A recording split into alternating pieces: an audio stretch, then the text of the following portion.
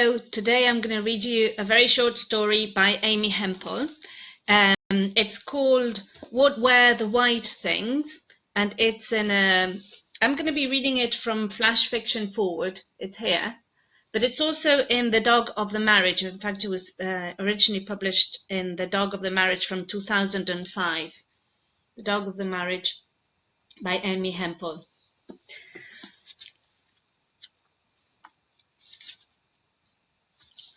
What were the white things? These pieces of crockery are a repertory company, playing roles in each dream. No, that's not the way it started. He said the pieces of crockery play roles in each painting. The artist clicked through slides of still lives he had painted over 30 years. Someone in the small, attentive audience said, "Isn't that the cup in the painting from years ago?" Yes, it was, the artist said, and the pitcher and mixing bowl and goblet, too. Who was the nude woman leaning against the table on which the crockery was laid? The artist didn't say, and no one in the small, attentive audience asked. I was content to look at objects that had held the attention of a gifted man for so many years.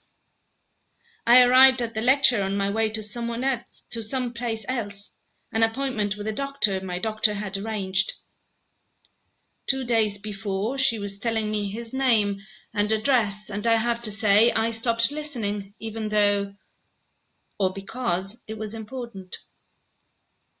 So instead of going to the radiologist's office, I walked into a non-denominational church where the artist's presentation was advertised on a plaque outside, Finding the Mystery in Clarity. Was this not the opposite of what most people sought? I thought, I will learn something. The crockery was white, not glazed, and painted realistically. The pieces threw different lengths of shadows depending on the angle of the light. Sometimes the pieces were lined up touching one another, and other times there were gaps. Were these gaps part of the mystery the artist had in mind? Did he mean for us to be literal, to think absence? He said the mind wants to make sense of a thing. The mind wants to know what something stands for. Okay, the artist said, here is what I painted that September. On the screen, we saw a familiar tabletop. Objects familiar from years of his still lives. And the two tallest pieces of crockery, the pitcher and the vase, were missing. Nothing stood in their places. Ah, the small, attentive audience said. Then someone asked the artist, what were the white things? He meant what were the white things in the other paintings? What did they represent? And the artist said that was not a question he would answer. My mother, near the end of her life, announced that she was giving everything away. She was enraged. She told me to put a sticker on anything I wanted to keep, but every time I did, she said she had promised the thing to someone else. The house was all the houses I had grown up in. The things I wanted to keep were all white. But what were the white things? After the lecture, I tried to remember what I wanted to keep.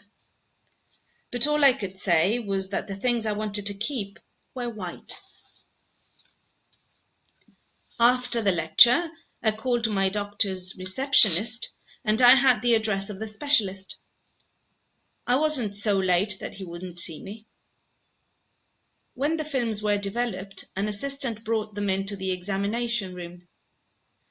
The doctor placed them up against lights and pointed out the distinct spots he said my doctor had suspected he would find. I told him I would have thought the spots would be dark. I said, "Is this not what most people would expect?" The doctor told me the meaning of what we looked at on the film. He asked me if I understood what he said. I said yes. I said yes, and that I wanted to ask one question. What were the white things? The doctor said he would explain it to me again, and proceeded to tell me a second time. He asked me if this time I understood what he had told me. Yes, I said. Yes, but what were the white things? That was What Were the White Things by Amy Hempel. Do let me know what you thought about it. Thank you for listening.